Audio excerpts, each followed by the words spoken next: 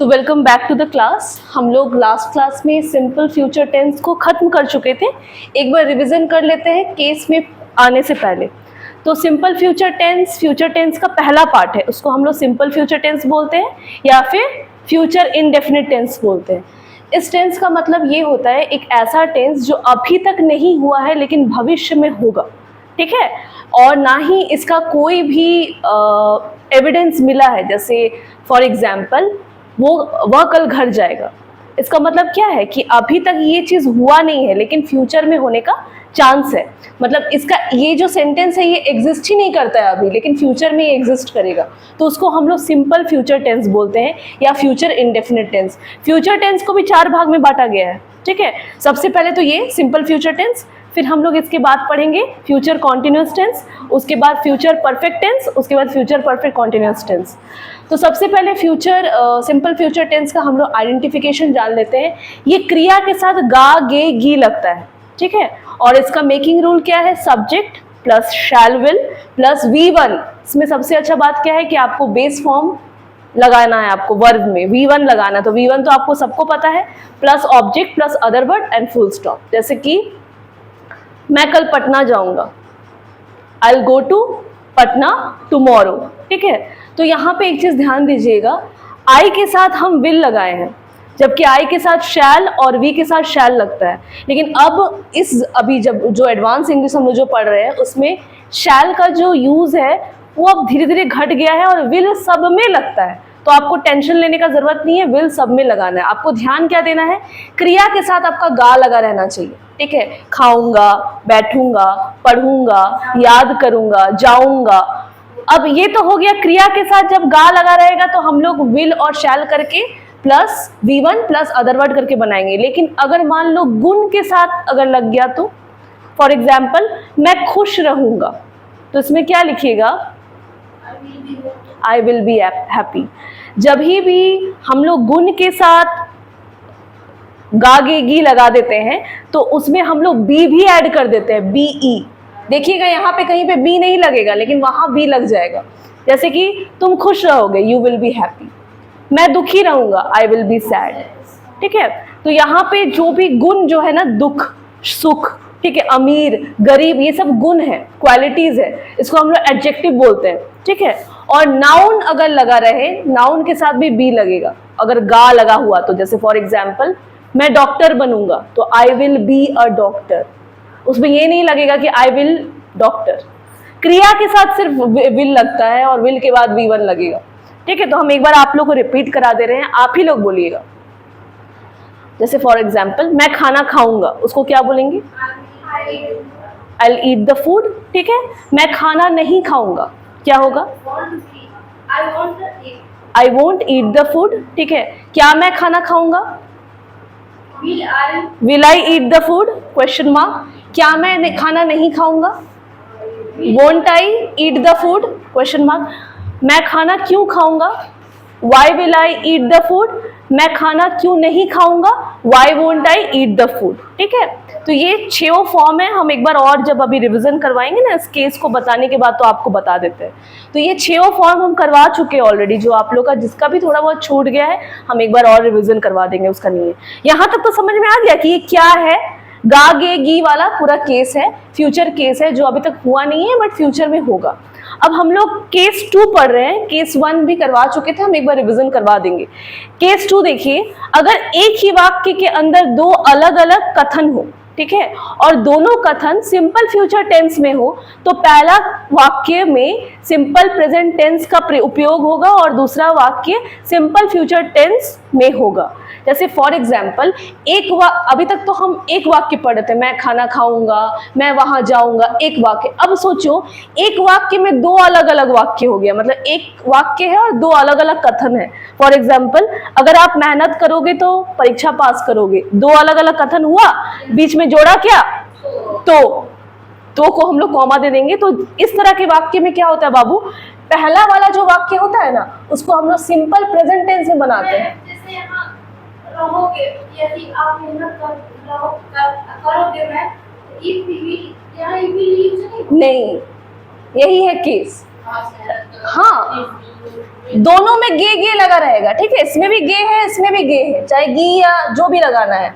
लेकिन ये वाला जो पोर्शन है, ये पूरा पोर्शन आपका लगा रहेगा, ये वाला subject plus V1 oblique V5 object. याद है हम लोग बनाते थे, वो पढ़ता है, वो खाता है, वो जाता है, ये वाला बन जाएगा। तो पहला वाला आपको सिंपल प्रेजेंट टेंस में बनाना है और दूसरा वाला जो है वो फ्यूचर टेंस में बनाना है। अब यहाँ पे सेंटेंस देखिए, यदि आप मेहनत करोगे तो परीक्षा पास करोगे। यहाँ पे अगर यहाँ पे तो कोई सब्जेक्ट नहीं दिया हुआ है तो आप इसी सब्जेक्ट को यहाँ लगा दीजिएगा, ठीक है। तो इफ यू, यदि के लिए if you work hard, you के साथ तो एस नहीं लगता है, ठीक है। तो इफ यू वर्क हार्ड, तो के लिए क्या लगाएंगे, comma. You will pass the exam, यही यू उठ के यहाँ आ जाएगा, यहाँ पे विल लग जाएगा। पास, एग्जाम पास करना, पास क्या पास करिएगा आप, एग्जाम पास कीजिएगा, पास द एग्जामिनेशन, फुल स्टॉप, ठीक है। एक सेंटेंस लिखिए, कॉपी में लिखिए। यदि आप दवाइयां लेंगे तो आप जल्दी ठीक हो जाएंगे, तो आप जल्दी ठीक हो जाएंगे। यदि आप दवाइयां लेंगे तो आप जल्दी ठीक हो जाएंगे। यदि आप दवाइयां लेंगे तो आप जल्दी ठीक हो जाएंगे। एग्जाम्पल लिखिए इसका, ये एग्जाम्पल हो गया। अब इसका ट्रांसलेशन लिखिए। If you take the medicines, हाँ, if you take the medicines, क्योंकि मेडिसिन्स नाउन है ना, उस दवाई को आप जान रहे हैं, कॉमा दीजिए। ठीक हो जाना क्या है, गुण है, तो गुण के लिए हम बी लगाते हैं। If you take the medicines, comma, you will be fine soon. You will be fine soon.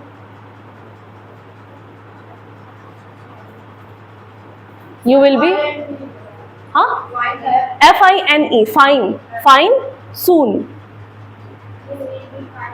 You will be fine soon. समझ में आया?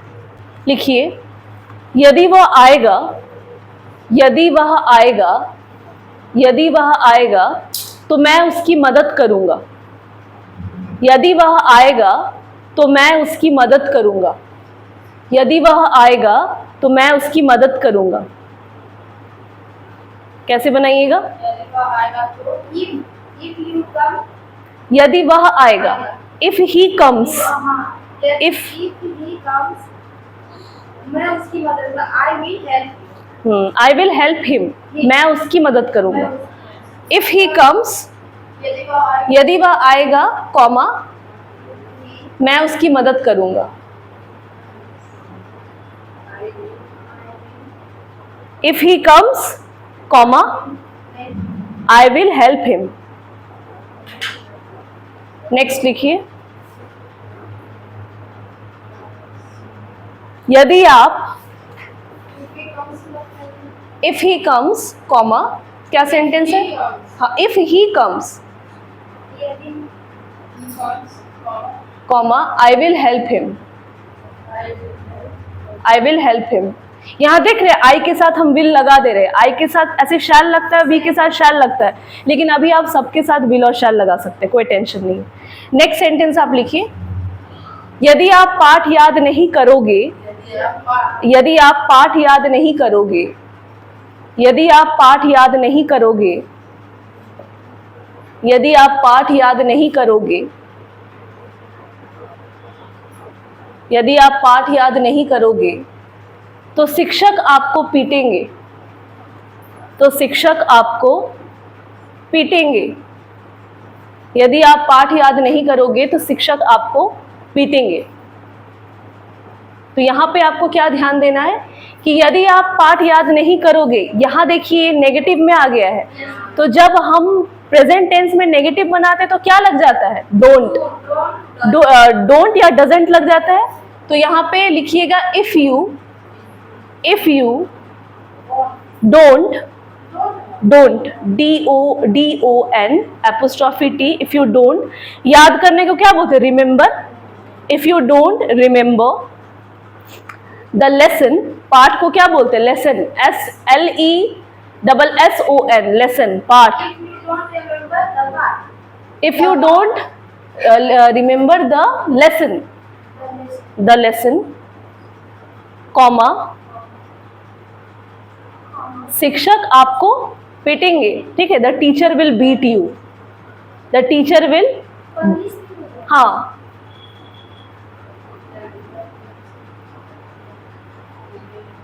The teacher will punish you, PUNISH, या फिर बीट यू भी कर सकते हैं, क्योंकि पीटना को बीट भी बोल सकते हैं हम। हाँ हाँ हाँ, ऑब्लिक में पनिश यू। डन। नेक्स्ट लिखिए, यदि आप देश की सेवा करेंगे, यदि आप देश की सेवा करेंगे, ये आप लोग खुद से बनाइए, ठीक है। यदि आप देश की सेवा करेंगे तो देश आपको याद रखेगा। यदि आप देश की सेवा करेंगे तो देश आपको याद रखेगा। जैसे कि आप देख रहे हैं कि यदि आप देश की सेवा करेंगे तो देश आपको याद रखेगा।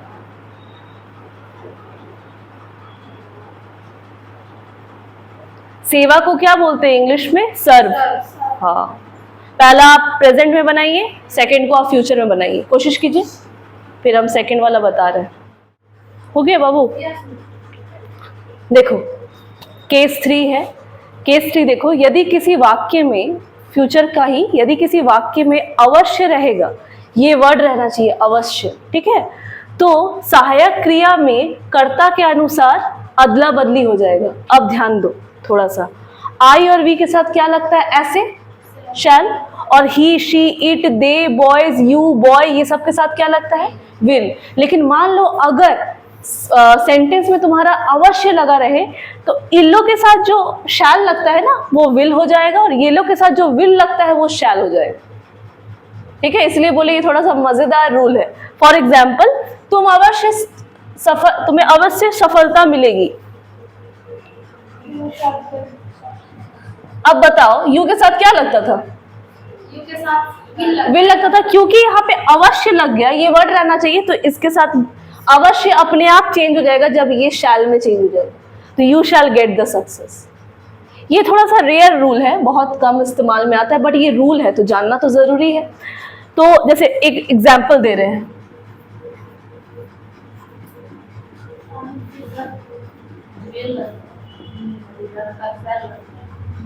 हाँ, मतलब जिसके साथ शैल लगता था ना वो विल लग जाएगा, और जिसके साथ विल लगता था वो शैल लग जाएगा।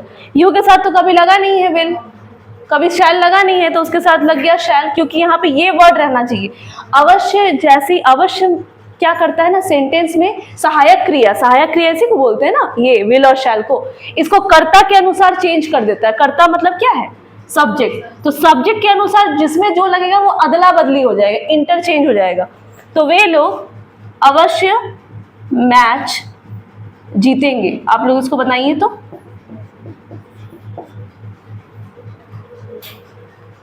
वे लोग अवश्य मैच जीतेंगे, इसमें डेफिनेटली एब्सोल्युटली नहीं लगाना है, बस चेंज हो जाएगा ना, वो अपने आप हो जाएगा।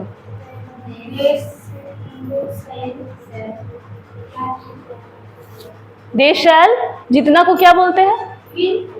Win the match. हाँ,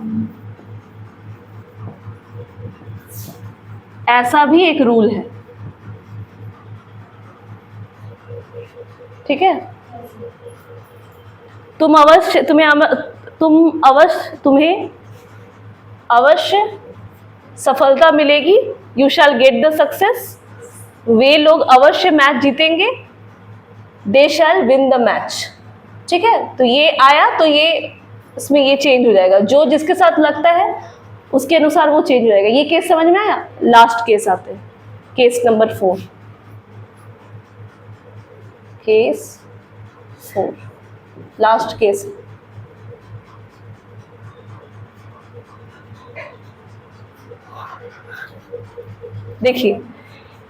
देखिए गर्ल्स बॉयज, देखिए, यदि भविष्य काल में कोई योजना निश्चित हो, देखिए निश्चित के बगल में हम क्या लिखे? 99% होना चाहिए, एकदम फिक्स, मतलब 98 भी नहीं, 1% सिर्फ छोड़ते हैं ठीक है, 1% छोड़ना है, वो तो हम लोग का लाइफ बॉय का साबुन भी 1% छोड़ता है, 1% कीटाणु वो नहीं मारता है। वैसे 99% फिक्स्ड होना चाहिए, तो उसे प्रेजेंट इंडेफिनिट में बना देंगे, मतलब कोई भविष्य में गा गी गी करके ही लगेगा, लेकिन आपको पता है कि ये होगा ही होगा, तब हम लोग उसको फ्यूचर में नहीं बनाएंगे, उसको प्रेजेंट टेंस में बना देंगे। जैसे कि प्रधानमंत्री सोमवार को यहाँ आएंगे, एकदम छप गया है, ठीक है, हाँ एकदम छप गया है, एकदम यहाँ तो नहीं आएंगे प्रधानमंत्री, लेकिन अगर मान लो कभी आते, कोई भी आते, तो एकदम छप गया, आना एकदम रेडी है, सब सजना वजना रेडी हो गया, अरेंजमेंट डन हो गया है, तब आप उसको किसमें फ्यूचर में ना बना के आप उसको प्रेजेंट में बनाइएगा। तो प्रधानमंत्री को क्या लिखेंगे? The prime minister.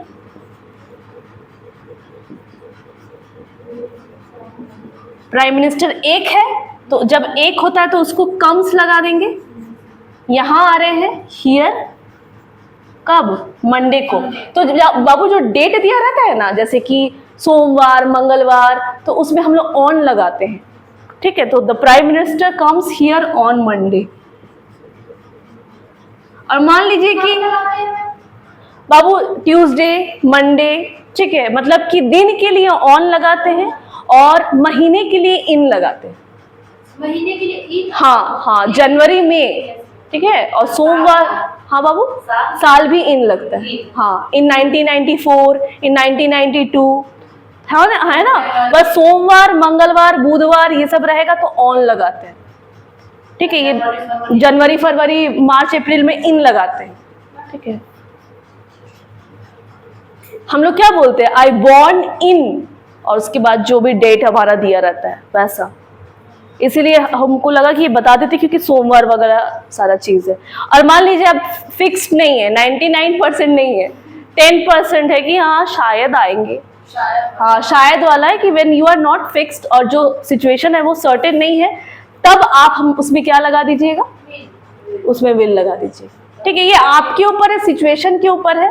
हाँ, बस ये 4 केस है, हमको समझाना था। अब ना हम आपको जो केस 2 बताए ना, आप केस 2 वापस से लिखिए, लिखिए केस 2, वापस से केस 2 लिखिए। हाँ केस 2 का ना कुछ क्वेश्चन छूट गया, जरूरी नहीं है ना कि इफ करके ही दे, ठीक है। तो एग्जाम्पल लिखिए, लिखिए जब तक वह नहीं आएगा,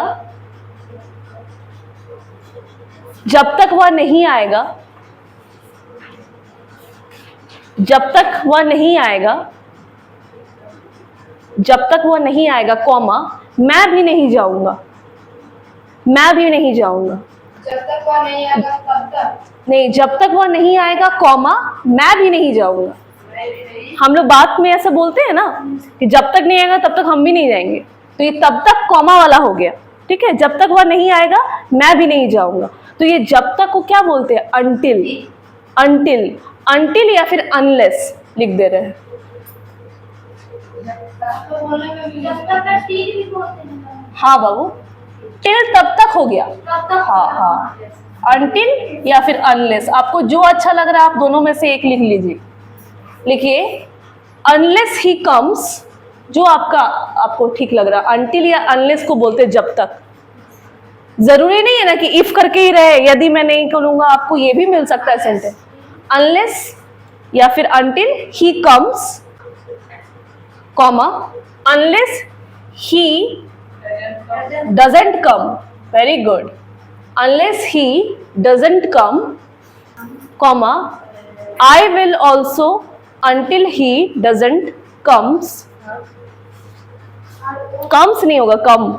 मैं भी नहीं जाऊंगा। देखो एक ये केस में तुमको बताते हैं, ये जो केस है ना बाबू, अनलेस और अनटिल, इसमें तुम ऐसे करके अगर बनाओगी, नॉट करके तुम बनाओगी, तो इसको काटना पड़ेगा, अनटिल और अनलेस को, हाँ उसको काट देना पड़ेगा, ठीक है। हाँ नहीं तो डायरेक्ट बनेगा, नहीं तो इसको ऐसे तो नॉट नहीं लगेगा। तो आप लिखिए unless he comes, unless he comes, unless he comes, not नहीं लगेगा, लगा सकते हैं आपको इसको हटाना पड़ेगा, अनटिल और अनलेस, हाँ आपको इसको हटाना पड़ेगा तभी आप लगाओगे उसको। लिखिए unless he comes, comma, comma, I also won't go, won't go. Go. I also won't go. एक नोट लिख लीजिए तब आपको समझ में आएगा। नोट लिखिए, उसी में नोट लिखिए until और unless वाले वाक्य में, until और unless वाले वाक्य में, until और unless वाले वाक्य में, until और unless वाले वाक्य में नेगेटिव नहीं होता है। तो आपको ध्यान रहेगा नेगेटिव नहीं होता है, मतलब जब तक नहीं इसी में ऐड हो जाएगा बाबू, ठीक है। जब तक और नहीं जो हम लोग बताएं, जब तक नहीं दोनों एक ऐड हो जाएगा और अनलेस और अनटिल बन जाता है, ठीक है। एक और सेंटेंस लिखिए। हाँ, जब तक वह नहीं समझेगा, question, this question is for you. जब तक वह नहीं समझेगा मैं हार नहीं मानूंगा या मानूंगी। जब तक वह नहीं समझेगा मैं हार नहीं मानूंगा या मानूंगी। हार मानना को इंग्लिश में क्या बोलते हैं? यहाँ पे हार मानना को बोलेंगे सरेंडर।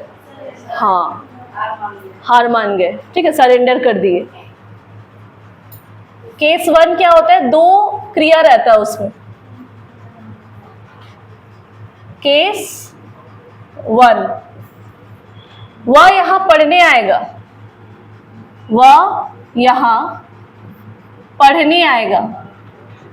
अब आप हमको एक बात बताइए, tell me one thing, how many verbs are there in the sentence? 2। आप नोटिस कर पा रहे हो? 2 क्रिया है। पढ़ने आएगा, पढ़ना भी तो क्रिया ही है ना, आप एक्टिव है, और आना भी तो क्रिया है। तो इस तरह के वाक्य में आपको क्या करना है? पहला वाला जो लास्ट वाला जो क्रिया है उसको पहले लिखना है, और पहला वाला क्रिया को बाद में लिखना, और बीच में क्या जोड़ देना है? 2। अब कैसे बनाइएगा? He will come to read और study here। इसको बनाइएगा ऐसे, सब्जेक्ट प्लस विल लगाइएगा, एक क्रिया लगाइएगा, फिर 2, फिर दूसरा क्रिया लगाइएगा, फिर ऑब्जेक्ट, फिर अदर वर्ड। एग्जाम्पल लिखिए, वह यहां पढ़ने आएगा, तो वह को क्या बोलेंगे? ही के साथ क्या लगता है? विल। लास्ट क्रिया क्या है? कम। बीच में क्या जोड़ेंगे? पढ़ने को क्या बोलते हैं? Read, study, learn. कहाँ पढ़ने आएगा?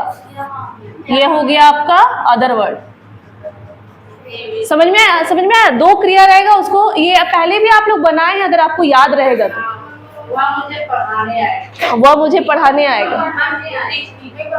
देखो, केस 1 क्या है? एक ही सेंटेंस में 2 वर्ब आपको देखना है, पढ़ने और आएगा, 2 क्रिया आपको मिला। तो लास्ट वाला को पहले लिखना है और पहले वाला को लास्ट में लिखना है, और बीच में जोड़ना कैसे है? 2 से। सब्जेक्ट लगाइएगा, विल लगाइएगा या शैल लगाइएगा, सब में तो विल ही लग रहा है। V1 लगाइएगा, जोड़िएगा किससे? 2 से। फिर ये वाला क्रिया को लिखिएगा, उसके बाद ऑब्जेक्ट लिखिएगा, फिर अदर वर्ड लिखिएगा। एक एग्जाम्पल लिखिए, वह यहाँ पढ़ने आएगा, तो वहां को क्या लिखते हैं? ही के साथ क्या लगता है? लास्ट वाला क्रिया क्या है? आएगा को क्या बोलेंगे? बीच में क्या जोड़ेंगे? उसके बाद पढ़ने को क्या बोलते हैं? लर्न। और कहाँ? यहाँ। अब इसका नेगेटिव बनाइए, वह यहाँ पढ़ने नहीं आएगा। ये कैसे बनाइएगा? कुछ नहीं करना है, विल को वोंट बना दीजिए।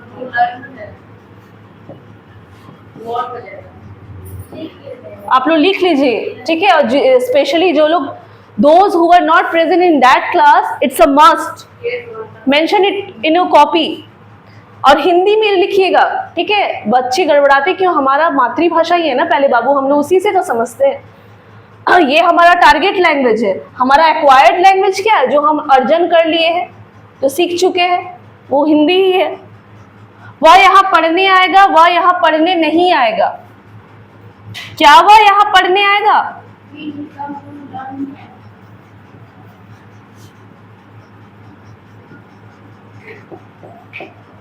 क्या वो पढ़ने यहाँ नहीं आएगा?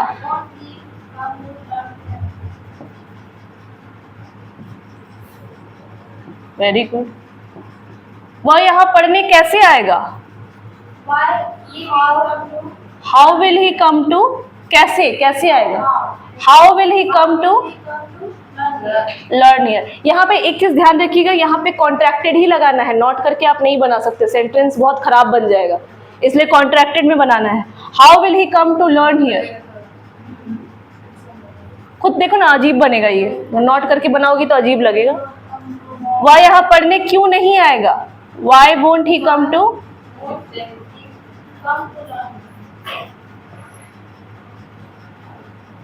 ये आपका हो गया 6 अफर्मेटिव से WH इंट्रोगेटिव नेगेटिव तक हो गया। चारों समझ में आया? एक बार रिपीट कर देते हैं, पहला केस, दूसरा केस, तीसरा केस, चौथा केस। पहला है केस 1, अच्छा से समझा रहे। केस 1 में क्या होता है कि एक ही सेंटेंस में 2 आपको क्रिया मिलेगा और दोनों क्रिया को आप लोग को क्या करना है, लास्ट वाला क्रिया को पहले लिखना है, पहले वाले क्रिया को लास्ट में लिखना है, बीच में आपको टू से आपको जोड़ देना है। ये हम लोग पहले भी किए हैं, ठीक है। केस 2 आपका क्या आता है? केस 2 में जब या इफ करके पहले प्रेजेंट टेंस का बनाना है, उसके बाद फिर फ्यूचर टेंस में बनाना है। केस 2 क्या है कि एक सेंटेंस में आपको 2 अलग अलग कथन मिलेगा और दोनों कथन फ्यूचर टेंस में होगा, ठीक है।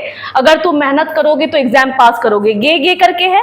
लेकिन इस तरह के सेंटेंस में हम लोग क्या करते हैं, पहले वाले को सिंपल प्रेजेंट टेंस में बनाते हैं और दूसरे वाले को क्या बनाते हैं, सिंपल फ्यूचर टेंस में। जैसे कि अगर तुम मेहनत करोगे तो परीक्षा पास करोगे, तो इफ यू वर्क हार्ड, तो को कॉमा कर देंगे, you will pass the examination, full stop. Third case आपका क्या है? थर्ड केस है अवश्य। अगर आपको सेंटेंस में कहीं पे भी अवश्य मिल जाता है, फ्यूचर में सिर्फ बाबू, दूसरे में नहीं, आपको प्रेजेंट और पास्ट में नहीं, सिर्फ फ्यूचर में अगर आपको कहीं पे भी अवश्य मिल जाता है तो आपको उसके लिए डेफिनेटली और एब्सोल्युटली लगाने की जरूरत नहीं है। हाँ, तुम अवश्य खुश रहोगे, तो यहाँ पे खुश है ना बाबू, तो खुश क्या होता है, गुण हो जाता है, तो उसके लिए हम लोग बी लगा देते हैं, ठीक है। तो वहां पे आपको नहीं करना है, ये इसके लिए जिसमें क्रिया रहता है, ठीक है, जिसमें क्रिया आपका रहेगा। तो जैसे कि तुम अवश्य जीतोगे, ठीक है, तुम अवश्य वहां जाओगे, जो क्रिया वाला है, गुण वाला नहीं, गुण वाला अलग होता है, ठीक है।